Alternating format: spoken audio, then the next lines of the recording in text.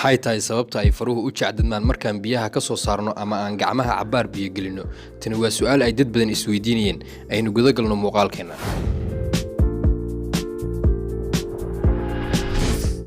haddaynu Google ka baarno waxaynu helaynaa macluumaad badan oo ku saabsan arrinkan.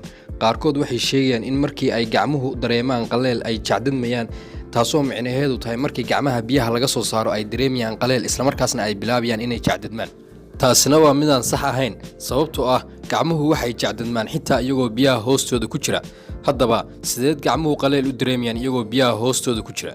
xaqiiqada saxda ah ayaa ah in markii gacmaha la geliyo biyo kadibna lagu hayo muddo kooban oo habdhiska dareemaha jirka uu u dirayo faraha dareemayaal, taasoo keenaysa in xididada dhiigga ee faraha ay dhudhuubtaan isla markaasna ay faruhu bilaabaan in ay jacdadmaan.